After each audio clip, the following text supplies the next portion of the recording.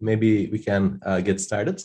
Hello, everyone, and welcome to today's seminar. This is the last seminar of the quarter, and we are delighted to have Ben Golub as our final speaker of the quarter. Ben is a professor at the Northwestern University with appointments in the Department of Economics and Department of Computer Science. He's an expert in the interdisciplinary field of social and economic networks. If you are like me, you may actually be using some of his papers for teaching in your networks classes. Today, he's going to tell us about supply networks.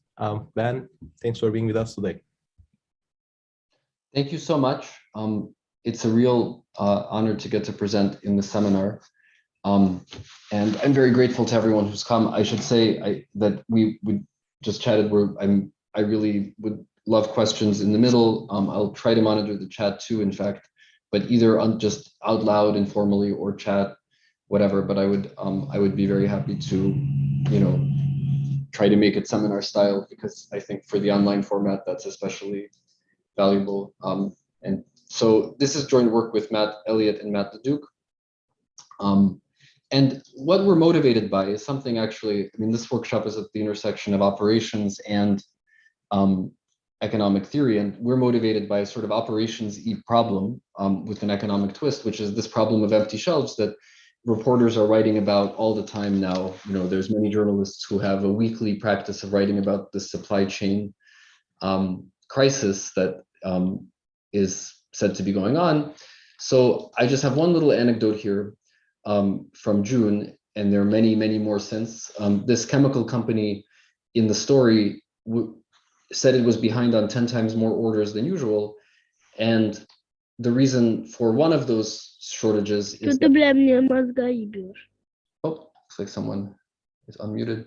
The reason for one of those shortages was that basically the wholesaler of the resin that this American firm is selling which is a different American firm, was out of it. And the reason that the wholesaler couldn't supply it is because it's lacking one element that it purchases from a Chinese chemical plant. Let me just, okay. So one thing that was in the same article that was interesting is that even something as simple as metal cans, which is not in short supply in the world economy, was preventing a different manufacturer, a paint manufacturer, from making its orders, because because if you don't have the right cans for your particular production process, that's enough to stop a lot of other production. So it's really customized inputs, not just it couldn't somehow go and fix this problem immediately. It was reliant on the particular customized input that it needed. So as this business person interviewed in the article said, these cascades make for a big mess. That's an anecdote. You can find that anecdote substantiated in inventory data that was collected by the White House Council of Economic Advisors. This is very kind of, just for motivations and supply chain. By the way, is my volume okay, or am I kind of soft? I hear it clearly on my end. Okay.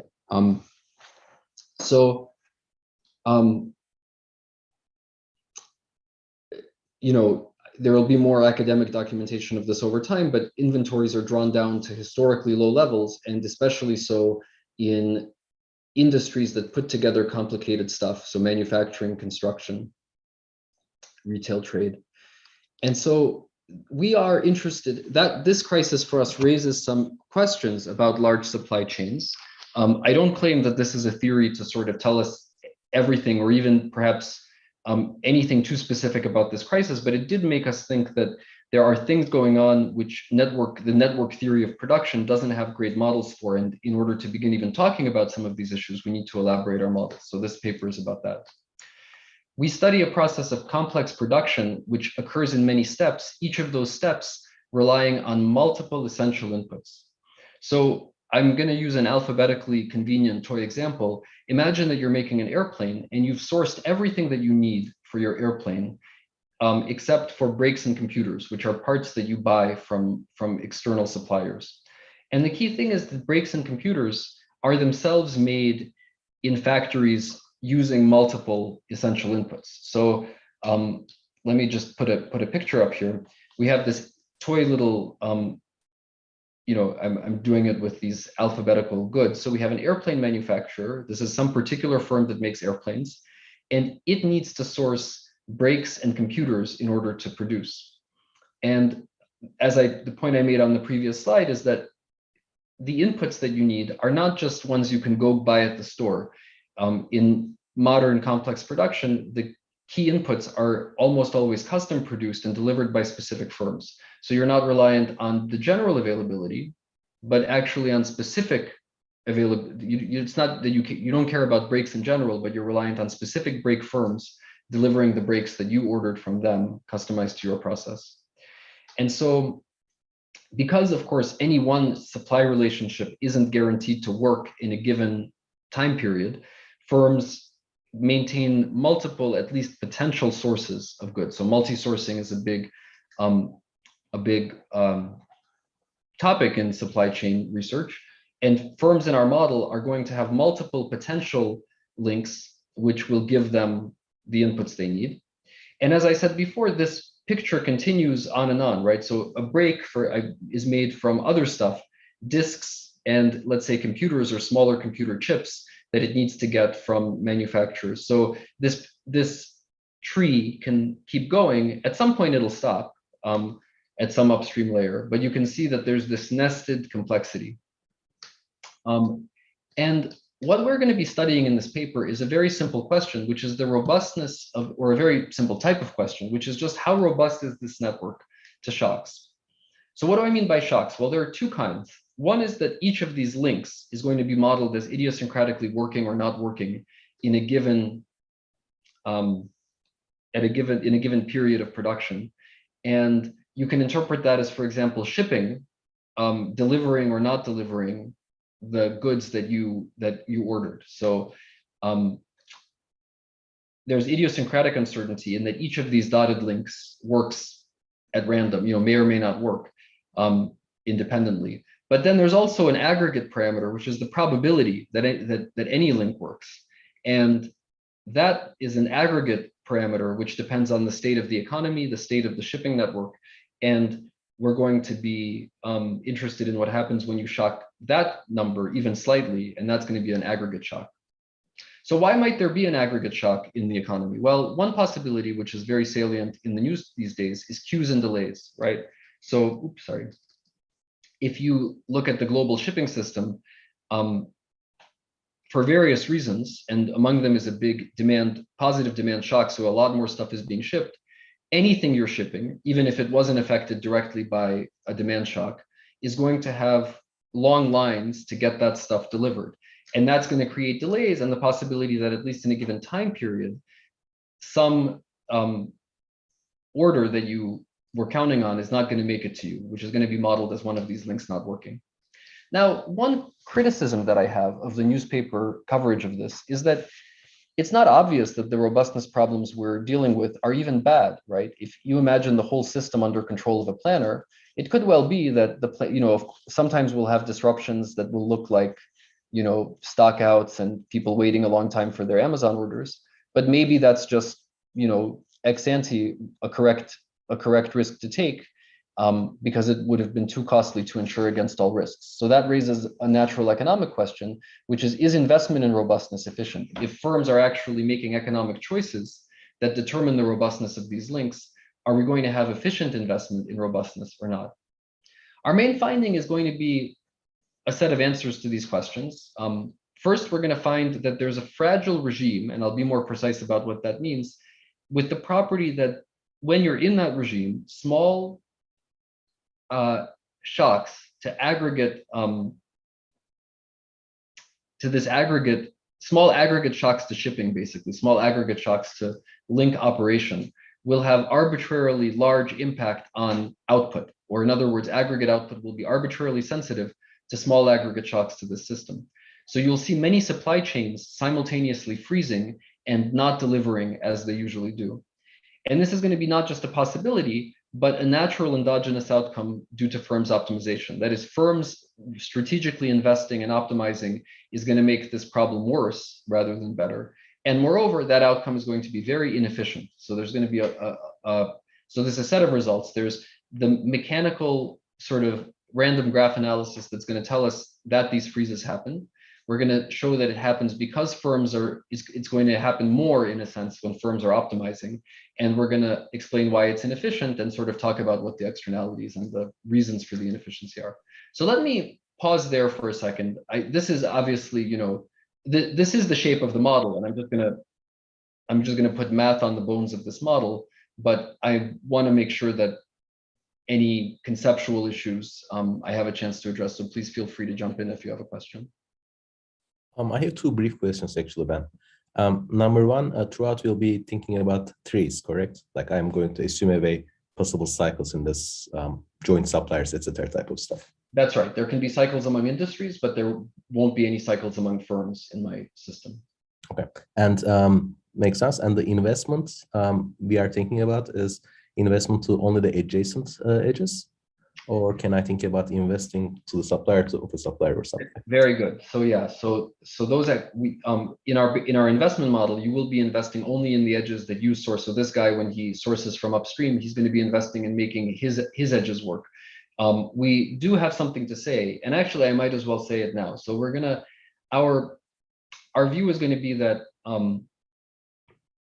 there's a fundamental, there are many reasons for underinvestment, but you're absolutely right. If you look at real supply chain management practices, they often rely on going deeper and trying to invest to some extent in maybe these guys working better. One point I want to make is that we have this one tree that I'm depicting, but these guys will typically be supplying other trees that are not pictured. And there's sort of a public goods problem between you and me. If you and I use the same upstream suppliers, we both benefit from those guys working better. But unless we have very strong contractual schemes, it's going to be very hard for us to invest. We're going to have a public goods reason for underinvesting in those guys. But in the model, we're not going to have that, although I would be very interested in that extension. Colin in the chat asks, what if C2, what if these guys happen to be the same? So the way I'm going to generate these trees is going to be by basically randomly sampling suppliers from a continuum. So in any realization, those kinds of overlaps are just going to be vanishingly unlikely. That's for convenience and helps me make the math easy. In general, I think if you were to do this numerically and allow a few of those kind of coincidences, nothing would change, but I'm mathematically turning them off by using continuum tricks. And Javier asks whether the supplier network is given in static. When we're going to be shocking it, yes, but we're going to consider a process of forming it where it's going to be endogenous. So the analysis will proceed in two steps. I'll tell you about what happens in a given formed network, and then I'll tell you when we make investments ex ante of that, what's going to happen next. Luca asks, why are shocks idiosyncratic? So I don't think all shocks are idiosyncratic. I think sometimes shocks happen that make all links work worse. And that's going to be the main shock we're interested in. But I also want to allow for the possibility of some of idiosyncratic shocks, which happen just because, a particular ship ran into trouble or whatever. So I want both, and we're going to be interested in both. I am ruling out something. So we have purely idiosyncratic and an overall aggregate component. You could do stuff in between, which we're not doing in the simple thing. And there are not cycles in any given tree. Okay, so that's thank you very much for all those questions. Okay, so I think some of these are going to become, let me do a quick, super quick, given my length, literature overview, okay? There's a beautiful macroeconomics literature on thinking about fragility or lack of robustness caused by shocks to central nodes. This is a very different story because there's no central node here. That it's what we're going to be studying is the implications of shocks to the relationships, to the links in a network. So that's conceptually different. There's a macroeconomics literature which is interested in, which is developing these ideas from 10 years ago to a much more sophisticated analysis of how macroeconomies respond to shocks. And I just want to make, for this audience, I think it's a very natural distinction. We're interested in a more graph theoretic analysis, which is more akin to percolation, where there's going to be discrete shocks to links working, and there's going to be, in fact, discrete kind of lumpy phase transitions in the aggregate, which don't really happen in those macro models. So that's a very sort of very qualitative difference between the two approaches. There's been a lot of work, and so like, you know, actually both Francesca, for example, and Ozan have worked on things that at a technical level we touch on, and so I'll talk about that more when I get into the methods. So we mathematically, what we do is we consider a fairly standard model of a supply network, but we allow these links to fail. And this is in line with percolation models in information transmission. This is just rather random citations, and actually a lot of people in this audience have done important work on percolation. But we have, you know, in information models, we think of it as very natural to have 0, 1, do I tell you the secret or not? Or in financial contagion, do I default on my debt to you or not? There's evidence that the same kind of discrete outcomes are important in supply chains. So there's work, for example, by Barrow and Sauvagnat, which documents that in production relationships, when your supplier is knocked out, that's very bad for you. You basically suffer a lot for at least a quarter, which I think for operations people, this is natural. Economists often ask us, well, why can't people just substitute and go on a market and buy it from someone else? It's because these relationships are highly specific. And so it takes a while when they're disrupted to substitute for them. So it's not an innocuous, you know, economists might want to model these things as big liquid markets where you can always, so where the shocks that, you know, can be insured against in that way, but that doesn't seem to be empirically what's going on in a lot of complex production. So it turns out there's very little theory on randomly failing some links in a production process. The closest is some work on multi-layer networks, which works on very different types of graphs. And we basically observed that some of the phase transitions that they discovered have important implications in the most canonical economic supply chain or supply network models. So here's what's going to be the model. In fact, I'm gonna tell you the model on a different slide. I want to just very briefly say again that the aggregate shock we're interested in, if you want a canonical reference point, is this shipping shock, right? So the cost of shipping has gotten way higher, and there's been a lot of queues and delays. Maybe over the medium run, the system will become more efficient and price these risks better, but right now it's not doing that. You know, you see just for a concrete example, the marginal cost of putting stuff on a container ship jumped very drastically at the beginning of this calendar year and is still high. Now, shipping isn't a huge part of the cost of most goods you buy, and most containers on a ship aren't paying these prices, but it's hard to argue that there's not some some aggregate shock, because sometimes you do need stuff shipped fast and the prices have gone way up. So there is sort of a systemic effect on all the supply relationships. Okay, but so, quick question about this point, but I thought shipping is, you know, impacting one direction while discounting the other direction, right? So I guess in this picture you are plotting what happens for the ships that leave Shanghai, and I think the other direction gets a discount in this case, no? Yeah, that's a good point. So I guess I'll just make the point that it's not that there as you know, there's evidence of some inefficiency, because many ships from, you know, I don't claim to be an expert on this, but I know many ships are going back empty because they don't have time to wait for the stuff, and there's the trucking crisis. So there are definitely economic adjustments in both directions.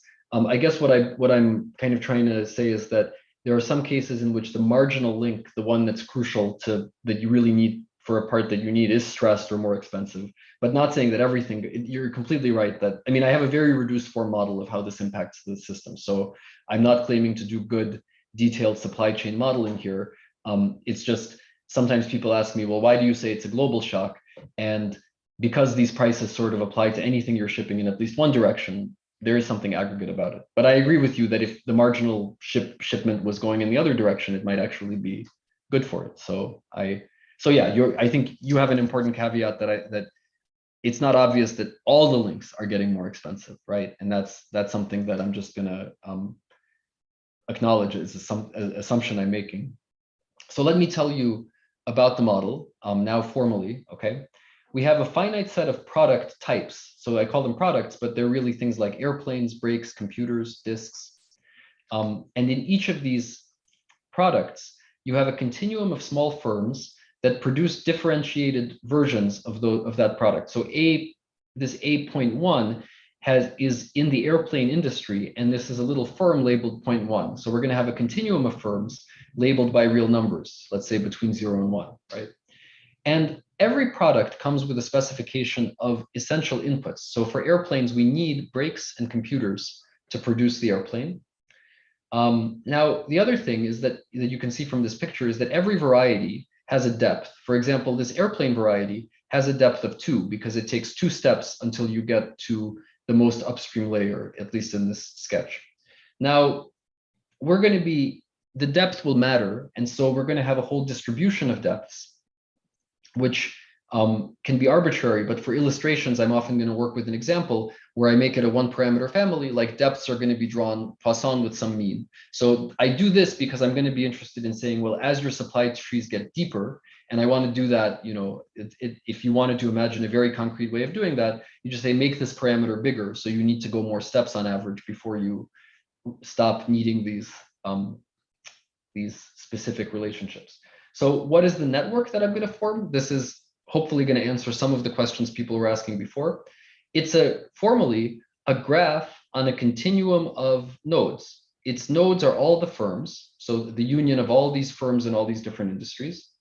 And the links are going to be formed like this. So a firm needs m distinct input types. In this case, that's 2. And in every input type, like say brakes here, the firm is going to extend 2 links to particular brake manufacturers. So just imagine these drawn uniformly, for example, from the brake industry. And of course, they have to be compatible in terms of depth. So if you're depth D, these guys are going to be depth D-1, okay? And if you happen to be depth 0, which does happen, then you don't need any specific sourcing. You can imagine that as being a raw material, or maybe everything you need you can just buy as a commodity. So you're not subject to this risk, okay? So that's that. And so this is I'm showing you a single, so Matteo asks a great question, and my answer, Matteo asks if it's raw materials are fungible. I'm comfortable with both interpretations, but in the model, in the paper, we actually work out an economic micro foundation where we modeled the whole production system, and there we use the fungible the fungible version, because that lets you keep, if you really want to think about output and the details of production functions underlying that, you can do that. And you can even make those production functions fully symmetric across the whole economy, just by assuming that these guys, the most upstream guys also use inputs, but they just don't need to worry about disruptible sourcing. That's a bit of a tangent, sorry. But so we have a continuum random graph here. I'm going to take away the details and just keep the graph itself. And so this is when we're looking at one particular tree upstream of one guy, and those of you who are asking about repetitions and cycles can now see that the way I'm making it, the probability of anything weird happening will be 0. The probability of cycles, that's just a trick. And then in order to create what I call a realized supply network, I'm going to make each of these dotted links work with probability X. So I'm just going to percolate this continuum random network.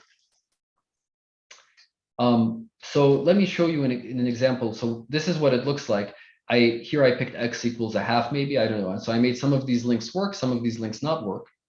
And now let's ask what happens, what that does to production. And in particular, I'm curious whether our little airplane firm here can work.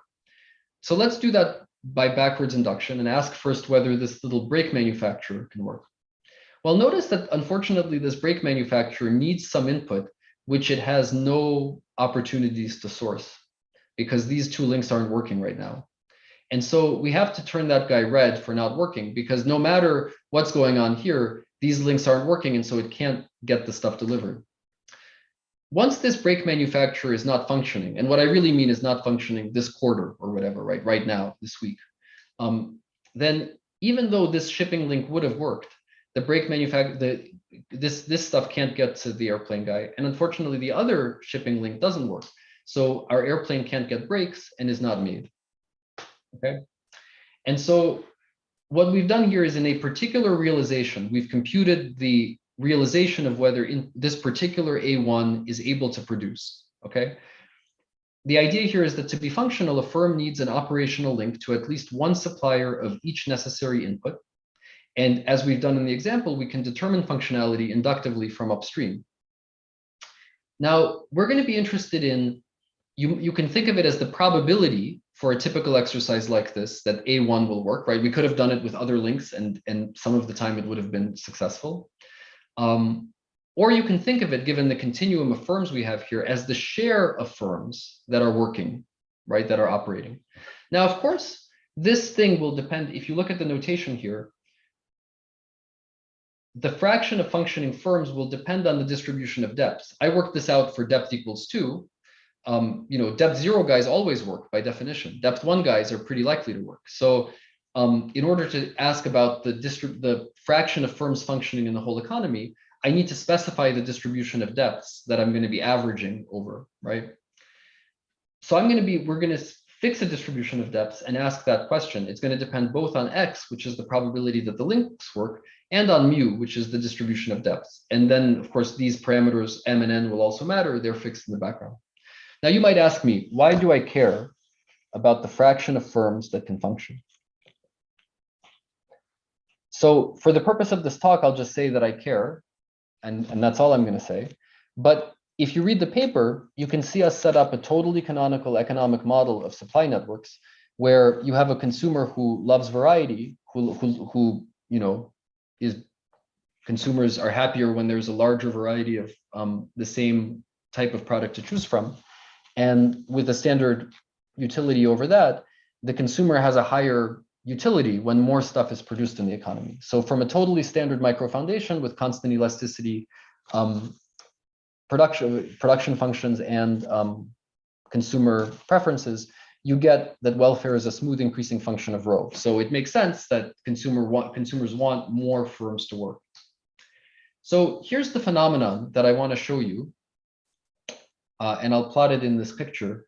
Here I've taken a Poisson distribution of depths with a particular mean, let's say 7 or 10, I forget what's in this illustration, something like 10.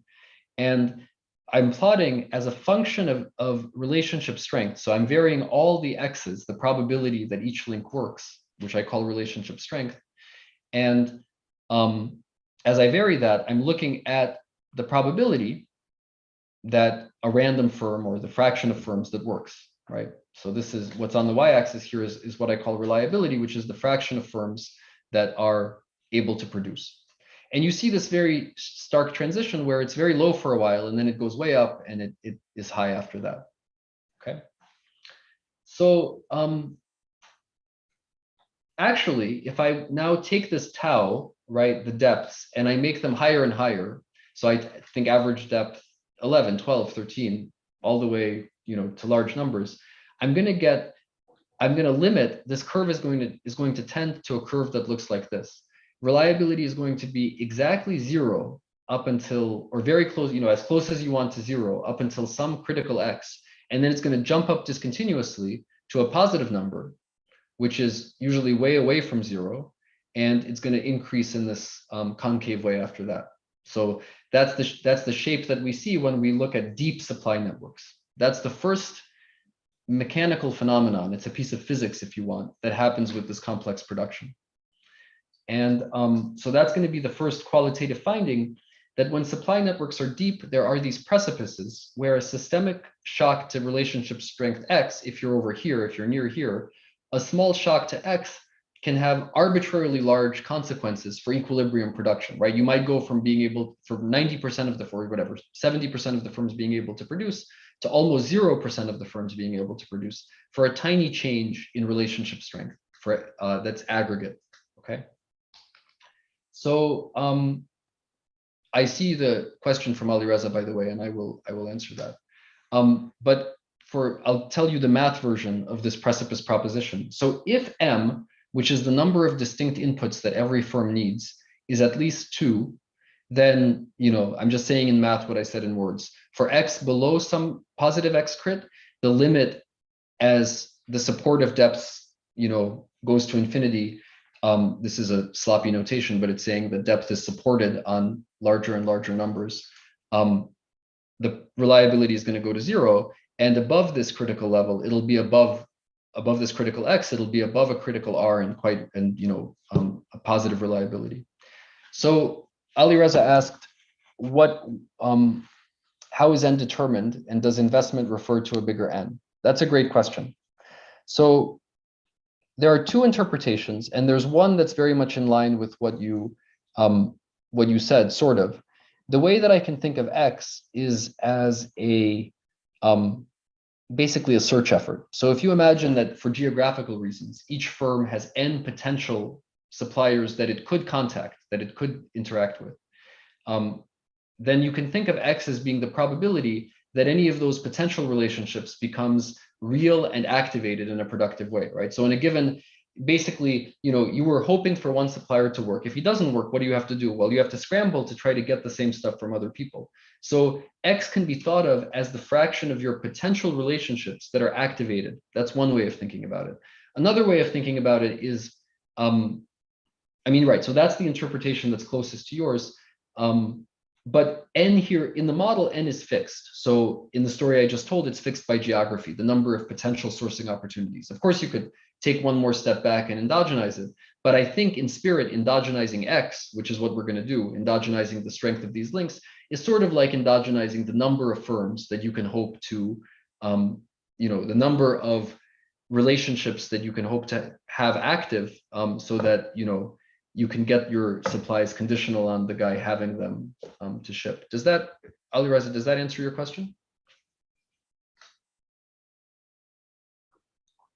And folks should feel free to unmute.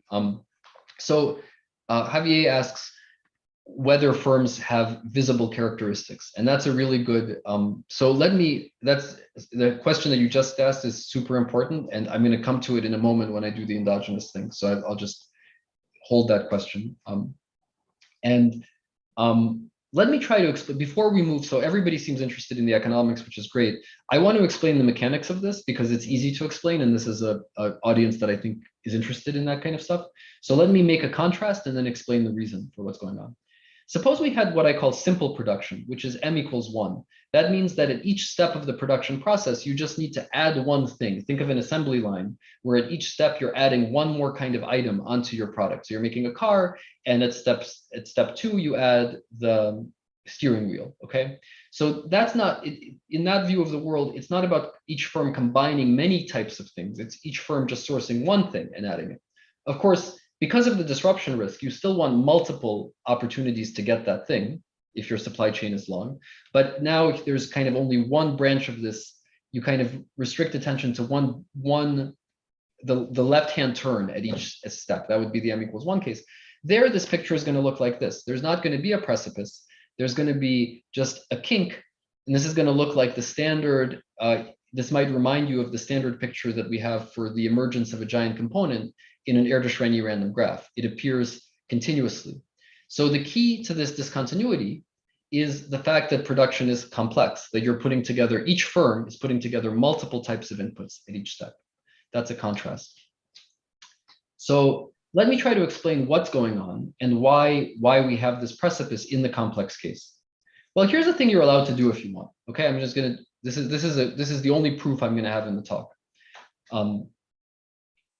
You can write, if you want, the following equation. It's an equation for your reliability as a function of the reliability of your suppliers. So I can focus on a firm like B2 and say, if each of your suppliers is functional with probability R independently, what's the probability that you are able to make your product? That's a very simple probability problem that you can just work out on a napkin, and you can find that if each of your guys has stuff to send with probability R independently, you can work out the equation for the probability that you can produce. And then you can plot that curve, R, this script R of R, as a function of your friends, your supplier's reliability. So if we're interested in this guy B2, well, what are we gonna plug in as R? We're gonna plug in 1 because the most upstream guys are reliable with probability 1. That's the definition.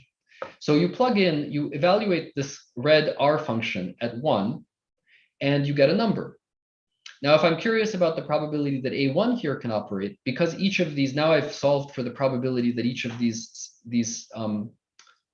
his suppliers, the guys who are at sort of level 1, depth 1, we know the probability they work. I can just plug that number back into R, right? I can take the number I just computed and plug it into R, which I do by bouncing off the 45-degree line. And that gives me the number that for this guy's reliability, right? And if I wanted to go deeper, I could just keep doing that. I could keep plugging in iteratively the reliability of the previous layer into this function and keep getting the reliabilities of the next layer and the next layer.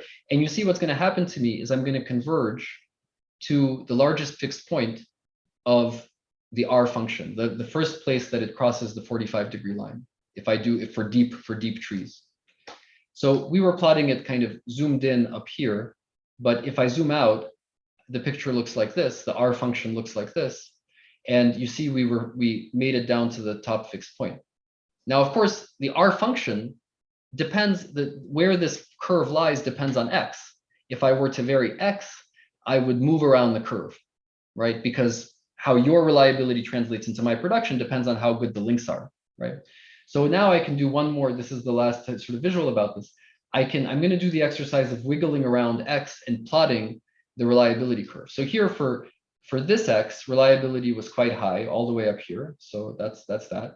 As I make X lower with the same parameters everywhere else, I'm going to keep going down here. The reliability is going to keep decreasing. And so I'm plotting it as a function of X. I'm plotting what reliability I get as this curve keeps getting lower. And you can see that when this curve just kisses the 45-degree line, if I drop X any more than that, the largest fixed point is going to jump down to 0. And that's when you start getting these points, right? So when I complete that, I'm going to get this precipice curve. And you can see what's key to it is the way this guy is shaped. Ozan? A quick clarification question. For the result that you presented, do you need M to be at least 2 in each layer, or is it sufficient if this happens infinitely often? That's a really good question. The basic model, and I should have said this, the basic model has a huge amount of symmetry in it, which everything is the same everywhere. You're exactly right that in the heterogeneous extension, where I allow a much richer set of different complexities, all I need is sort of enough complexity in a sense that's a little but I think it would suffice that you had it infinitely often, and you don't need it at every stage. That's a great question. So this shows you in a picture what's going on with the precipice. If you have the M equals 1 case, which I showed you before, everywhere, okay, then you would have the curves looking like this, and the fixed point would go to 0 gracefully, right? So if you teach basic random graph theory or something, you probably draw this picture at some point or a version of it, and when the basic R curve is different, you get this discontinuous thing going on. So much for the physics of this. Let's do, in the last 21 minutes, let's do all the economics of it. So we're now going to let each firm choose the strength of its links. And the interpretation of that is that choosing the strength of your links, one interpretation is choosing the strength of your links means investing in relational contracts to make to make your suppliers likely to deliver, or in answer to the question that Ali Reza had asked before, it could be effort I make before the fact to form relationships that I can use to source. Now, the way we model this is that each firm chooses a relationship investment, XIF, before the supply network is realized, and that determines the probability that your links, the links you use to source, work. And of course, this is not free, it costs money, so you choose C of XIF up front, where C satisfies some, it's convex and increasing and so forth. So you can even have a reliability close to 1 if you want, you just have to pay for it. Okay, so there's a convex increasing cost of production. Now, so Javier asked a great question, which is, wouldn't firms build a reputation? Wouldn't firms want to build a reputation for doing this? And that's a really good, in practice, I definitely think that's a force. We're sort of playing a static game where they all choose X, and then I guess you're right, people you form links to are all undifferentiated.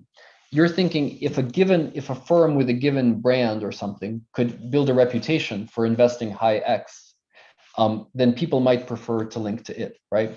So you can think of this model as a benchmark where we basically assume, I mean, how to say this? If you try to do all that in game theory and people develop a reputation for reliability, you definitely can do better than what I'm about to show you. But there are going to be frictions in that game where you're not able to commit perfectly, right? If you had perfect commitment, you could just choose the X and promise not to deviate down even if it's profitable for you, then a lot of the problems I'm about to tell you about will not be present. We're thinking that in practice, because these relationships are soft, non-contractable relationships like calling your suppliers on the phone, going out to dinner with them, you can't perfectly commit to doing them. And so it's an open question, I think, to what extent reputational and other mechanisms can sort of complete that gap, can proxy for perfect contracting. But we're going to study it as a non-cooperative game where you can't commit to your X via reputation or anything else, and we're going to see what happens. So I completely agree, basically your question looks toward a different solution to this, where we could look at perfect contracting, where you could promise and make good on your promises of investment in X, and that would not have the inefficiencies we're talking about. I'm going to show you that the inefficiencies exist, and then it's a question when we're somewhere between perfect contracting and this game theory approach, how reliable is the system going to be? But for this, we're going to be looking at the sort of game theoretic benchmark. So the last thing I have to tell you about the game, if a firm produces, it's going to earn a gross profit. So of course, if you don't produce, you have nothing to sell, you don't make any money. If you do produce, you're going to earn a profit, which is pretty simple, okay? So this function G actually has some economics in it. It's capturing the idea that conditional on producing, you are better off, you sell more or you make more money when other people are less reliable. So rho there is the reliability of other firms in the economy making the same thing. When that's higher, or let's make something like this, when that's lower, when there are fewer firms like you operating, you take a larger share of the market, or maybe you charge higher markups, so you make more money. That's a natural reason for you to want to be more reliable. And then we're going to have just a shifter, which is a number we can use to make the whole economy more or less productive. And we're going to use that to show you how, depending basically on the value of these products, the outcomes of this game are going to look very different. Any questions about what I said? I mean, quick question. G is the same for all tiers, correct? Yeah. So that's a huge simple. We do have some robustness on that. But in this basic model, it's very symmetric. And it's symmetric. I'll tell you the reason for the symmetry. It's so that in one slide I can draw you one-dimensional pictures that kind of show you everything, right? That's the big payoff of the symmetry. And Matteo is helping me out there with it. It does seem true. If you're an economist and you like efficient contracts and you like the Coase theorem and you like property rights, you look at a lot of what's going on in the shipping industry and in the logistics industry more generally, and you say contractual solutions should really improve matters here. But I think it's, Ozan has work on inefficiencies in supply networks, which actually we relied a lot in learning about the literature, kind of showing that, or using as motivation also the fact that we don't think there are really strong contracts, and there are kind of fundamental reasons that externalities are hard to internalize, right? And so we think of it as an interesting benchmark. But I would love personally, as a matter of practical advice, if we could get more efficient economic mechanisms working in the supply chain, in the logistics sector, I think that would be amazing. But many people, talk about that there really being frictions.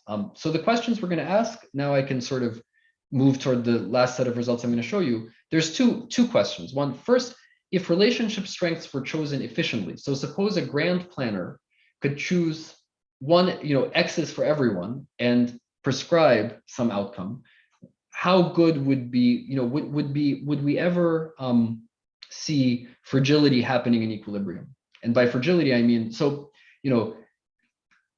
I showed you this picture, and life is really scary when we're near this precipice, right? Because then small shocks to X can really screw us.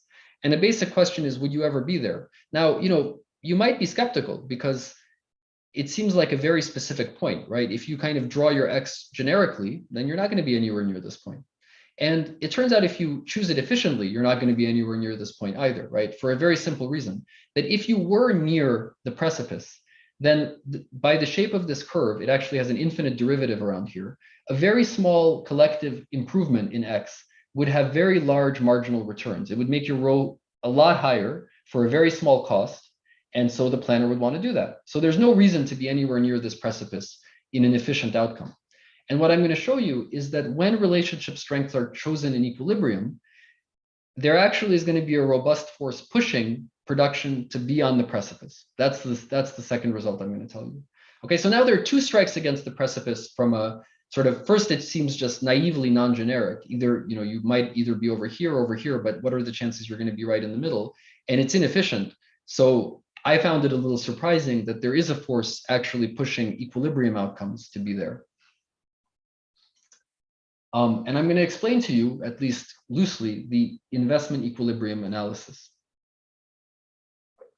So here I've just reminded you of the setup, which I'm not going to say again. But once I have this economic problem, I can consider a best response curve. Okay, so here's what I want you to think about. Imagine that I told you that all of your suppliers have some reliability rho. So the people you buy from have some reliability, which is maybe here on the y-axis. And I can ask you, what do you want to invest in light of that, right? You have a choice, which is what x should I choose? And that's the probability your links are going to work. So this curve is in general complicated, but we can say some basic stuff about it.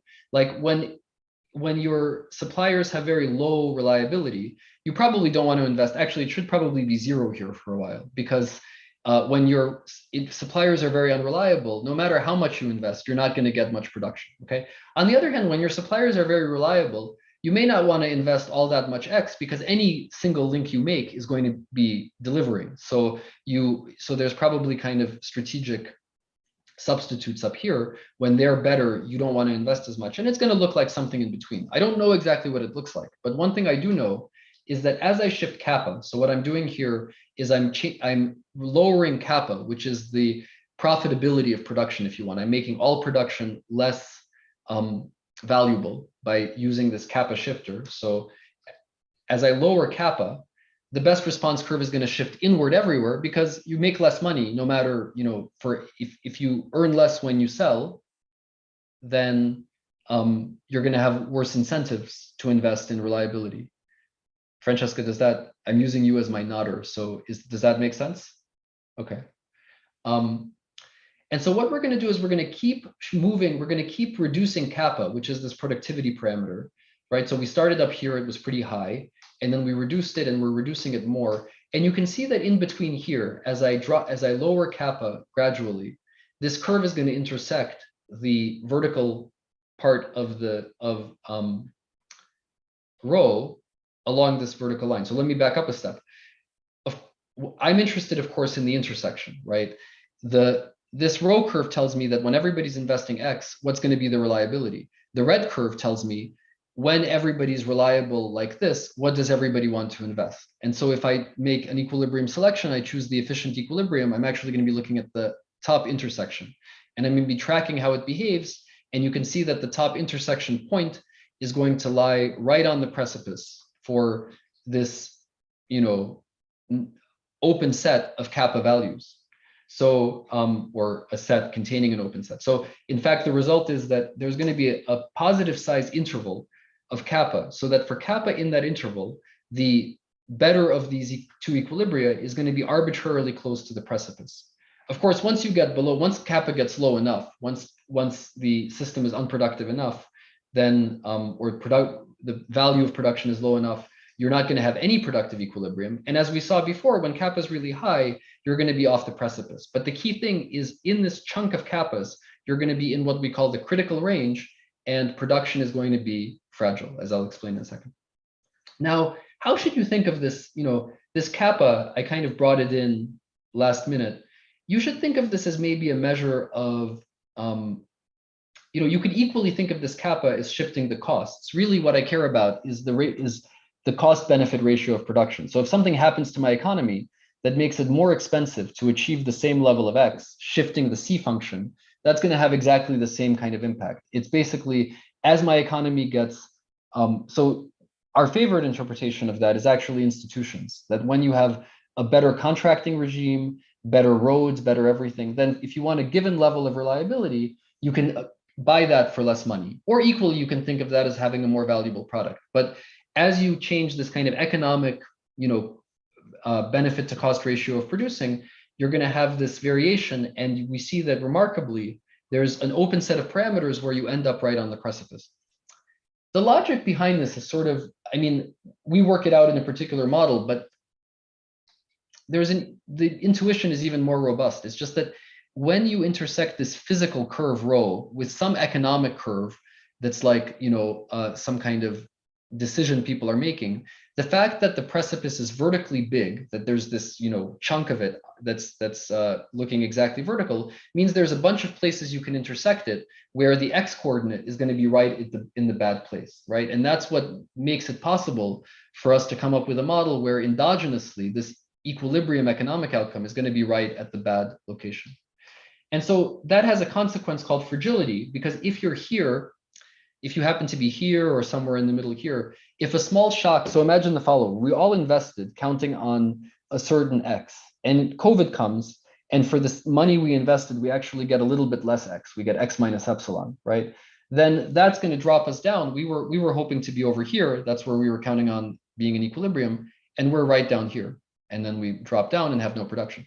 Now you might say, your story is goofy, because if you had a proper economic model, then people should have been anticipating that shock. People should have been planning for the possibility of an X shock of the type I just told you about. Even if people were planning, even if you build into the model that people understand that with small probability, a small shock is coming, that turns out not to change anything. It's going to change the best response curve a little bit. People might want to invest more or less, who knows, in anticipation of this shock. But because, if you're somewhere at a point in the middle here, a small shift in the best response curve is not going to change where the solution is located. The underinvestment is fundamental. There's a fundamental underinvestment in reliability in this economy, and anticipation might change it a little bit, but it's not going to remove it. What's the externality? What's the inefficiency in this economy? I'm just going to close up because we are close to done. The key inefficiency that we've already discussed is that because investments in reliability are not contractible, a firm can't really sell its X. If a firm could perfectly commit to an X and sell it, we would be in much better shape. Of course, firms in our model are rewarded with profits when they sell, when they function. And so firms have a natural reason to want to be reliable. But the key idea is that in a typical supply chain, and this is very realistic, a typical producer does not appropriate all the rents, that all the social returns it creates from producing, right? And this is present, for example, in the model that Ozan has on similar topics. When you produce, you get some more profits, but you don't, an efficient mechanism would give you the full social return so that you would invest just as the social planner would. And in these complex supply chains, there are many firms that are simultaneously pivotal for a given output, and you can't give them all the money, all the social returns of their investment. And so that means that it's actually pretty hard, even though firms do get paid for producing, the profit incentives the incentives that they have from the profit motive aren't generally going to overcome all the difficulties. Now, of course, you could consider a very, very rich contracting space where you try to allow firms to make contracts that, kind of internalize everything by letting them make very, very detailed commitments depending on the realizations of the randomness, or maybe they can just commit to selling a level of X, and that would restore efficiency. But there's an old point here, which also came up in the tradition, the well-known financial contagion literature. In the financial contagion literature, you could say, well, shouldn't we have very efficient credit ratings in equilibrium? If there's any risk, then in equilibrium, the risk should be known. And I'm only going to contract with you if I'm willing to take the risk. And we're going to internalize all of the risk that the network creates. And then we'll only have financial crises or supply chain crises that are efficient, and I think this goes back to the conversation we had in the chat, that if you really believe that contracts are very rich and complete, that might be a way out. But I don't think in the financial networks setting, even with formalized financial contracts on paper, it was very hard to price risk and contract on various aggregate risk outcomes. And so I think the general consensus is there was inefficient fragility there. And we have that here too. So basically here we have a force for drastically amplifying correlated shocks to links, like shipping shocks. In the basic examples I've been showing you, the drop was all the way down to 0. And that was very extreme. Obviously, if you wrote a more heterogeneous model with backup suppliers, whatever, you could have much more realistic, as long as you had a chunky loss in value from having to use your backup suppliers or having to produce in-house, you would have more moderate, but still steep drops. You could also embed this in more traditional macro models. I want to highlight something sort of that the key methodologically, we have a random network model, but we have a continuum population that's choosing probabilities. And I think this is a good, this is something that I think is an exciting potential method for the network formation literature more generally, that you endogenize probabilities rather than thinking in detail about every single link. And so that let us kind of solve this the way you would solve an economic model in equilibrium, rather than worrying about a lot of discrete details that we were able to just intersect curves and solve things that way. So I think one thing that I'm really excited about is that once you take that perspective, then you can really think of economics entering the picture as choosing the parameters of some nice object like a graphon, right? And so Francesca, for example, has some very nice work where they develop, analysis of contagion implications of graphons. And now if you add some economic choices to that with cost functions, this is kind of an illustration that you can get interesting solutions, things that I wouldn't have known how to solve for without that kind of smoothing step. And so that's a methodological point that I wanted to close on. And that's all I had. I'm happy to use the last 2 minutes for questions. Thanks so much for a super nice talk, Dan. If you have questions, feel free to please unmute yourselves and ask the question. And in the meantime, let me ask one question. I should have asked this earlier, but it occurred to me later on. So in the second part, the G function is playing a key role in your results. And if I recall correctly, the assumption that G is actually decreasing in rho. That's right. And then I see this reduced form assumption, I see the intuition behind it. So I'm basically, if I'm offering a substitutable product with the other firm, when the other firm is healthier, my payoff from production is going to be lower. But the thing is, in this model, not all firms in the same tier are substitutable, right? I'm thinking about the tree network as assembly network effective, and I'm combining two different type of inputs, and I would think that my payoff may be decreasing in the row of the producers who produce the same product, and the sign would be different. It will be increasing for the complements. That's a great point. Yeah. So we were very, in a sense, we were very cheap about, we did that. What that does in the model is it makes it completely predictable how the best response curve moves around. And you're right, if you had complementarities, they might basically push you back in the other direction. And so it was, how to say this, all we're using that for is to get a very clean control on which kappas you're worried about. In general, once you have your lack of monotonicity, it might be that you have multiple critical regions, right? And so sure.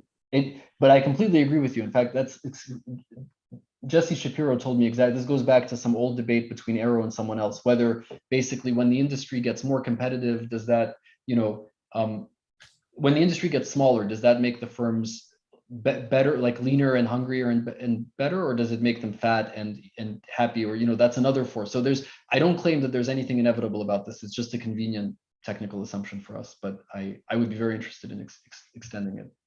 Perfect. And actually, this picture reminds me that I had another question when you were presenting just that. Here you assume that kappa is a fixed parameter, and I think the way I think about this picture is that we are first taking the graph limits. We are taking the limit as n goes to infinity, and then for a fixed kappa, we are analyzing what happens. Another way to conduct this exercise is to make kappa depend on the length of the network, depth of the network. And I mean, if the end product is the same, it could be the case that as the chain gets longer, the amount that each firm receives is going to scale down, right? It could be kappa over n for some constant. Yes. And it wasn't clear to me actually how this would change the picture. That's a great question. In our micro foundation, as these chains get longer, you get less from each chain, you participate in more chains, so it balances out. But that's not, in principle, there's a consistent way to do it where but you're right, if kappa were allowed to depend on the depth parameter, if things were allowed to change as you change depth, then the limits we're taking here would get more subtle. So you're completely right. All I'll say for the moment is that we did keep those things constant, and if we didn't, things might change. Francesca? Yes, so thank you so much, Ben. This was a great talk, super interesting. I have two questions actually. So the first one is again on this point here of the G function. Like, I understand like economically makes sense, probably that's decreasing, but just out of curiosity, if that G function was increasing instead with rho, would that help to drive away from the precipice in some sense? Because then they have a little bit more of incentive to, increase that? Like, would that change the shape of the best response basically in a way that maybe the fixed point is not on the vertical? That's a really good, yeah. I mean, right, if you had it, I wonder if there's a way, I don't know, we were using the decreasingness of G is basically right. It's like, I mean,